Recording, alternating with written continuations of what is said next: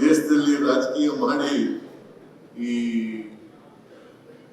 ಇವರು ಒಂಥರ ಬುರುಡೆ ಗ್ಯಾಂಗಿನವ್ರು ಇದ್ದಾಗ ಇವರು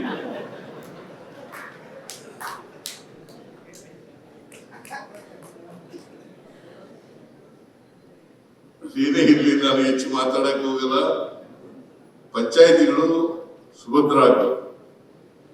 ಪಂಚಾಯಿತಿಗಳು ಎಲ್ಲ ಸವಲತ್ತುಗಳನ್ನು ನಾಗರಿಕರಿಗೆ ಒದಗಿಸ್ಕೊಡ್ತಕ್ಕಂಥ ಶಕ್ತಿ ಕೇಂದ್ರಗಳ, ಅವರ ಆದಾಯ ಹೆಚ್ಚಾಗಬೇಕು. ಅವು ನಿಜವಾದ ಅರ್ಥದಲ್ಲಿ ಅವು ಶಕ್ತಿ ಕೇಂದ್ರಗಳಾಗಿ ಮಾರ್ಪಾಡಾಗ್ತಕ್ಕಂಥ ಕೆಲಸವನ್ನು ನಾವು ನೀವೇನು ಮಾಡಬೇಕು. ಇವತ್ತು ಏನು ಗಾಂಧಿ ಗ್ರಾಮ ಪುರಸ್ಕಾರ ಪ್ರಶಸ್ತಿಗಳನ್ನ ತಗೊಂಡಿದ್ದೀರಿ, ಅವರೆಲ್ಲರೂ ಕೂಡ ಮಾರ್ಗದರ್ಶನ ಮಾಡ್ತಕ್ಕಂಥ ರೀತಿಯಲ್ಲಿ ಇರಬೇಕು. ಬೇರೆ ಪಂಚಾಯಿತಿಗಳು ಕೂಡ ಗಾಂಧಿ ಗ್ರಾಮ ಪುರಸ್ಕಾರಗಳನ್ನು ಪಡ್ಕೊಳ್ಳಲಿಕ್ಕೆ ಪ್ರಯತ್ನವನ್ನ ಮಾಡಬೇಕು. ಅದನ್ನು ಮಾಡ್ತೀರಿ ಅಂತಕ್ಕಂಥ ವಿಶ್ವಾಸ ಇದೆ.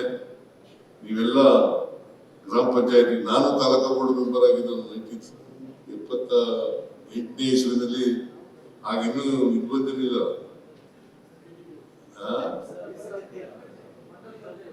ಹಳೇ ಇದರಲ್ಲಿ ನಾನಾಗಿದ್ದು ತಾಲೂಕಾ ಬೋರ್ಡ್ ಮೆಂಬರ್. ನೋಡಿ, ಚೀಫ್ ಮಿನಿಸ್ಟರ್ ಆಗಿದ್ದೀನಿ ಈಗ. ತಾಲೂಕಾ ಬೋರ್ಡ್ ಮೆಂಬರ್ ಆಗಿದ್ದೇನೆ 78ನಲ್ಲಿ. 5 ವರ್ಷ ತಾಲೂಕಾ ಬೋರ್ಡ್ ಮೆಂಬರ್ ಆಗಿದ್ದೆ.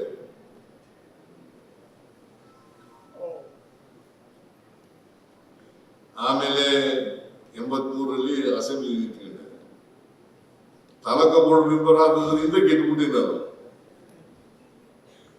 ನೀವು ಎಲ್ಲ ಮುಂದಿನ ನಿಮ್ಮ ಭವಿಷ್ಯ ಚೆನ್ನಾಗಿ ಆಗಲಿ ಅಂತಕ್ಕಂಥ ಮಾತುಗಳನ್ನು ಹೇಳಲಿಕ್ಕೆ ಬಯಸ್ತಾ ಇದ್ದೆ.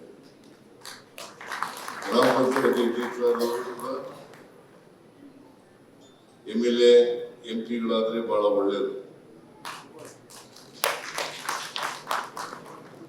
ನಿಮ್ಮೆಲ್ಲರ ಭವಿಷ್ಯ ಉಜ್ವಲ ಆಗಲಿ ಅಂತಕ್ಕಂಥ ಮಾತುಗಳನ್ನು ಹೇಳಿ, ಪ್ರಿಯಾಂಕ್ ಖರ್ಗೆ ಅವರ ನೇತೃತ್ವದಲ್ಲಿ ಪಂಚಾಯಿತಿಗಳು ಸುಭದ್ರ ಆಗಲಿ ಅಂತಕ್ಕಂಥ ಮಾತುಗಳನ್ನು ಹೇಳಿ ನನ್ನ ಮಾತುಗಳನ್ನು ಮುಗಿಸ್ತೇನೆ. ಜೈ ಹಿಂದ್, ಜೈ ಕರ್ನಾಟಕ.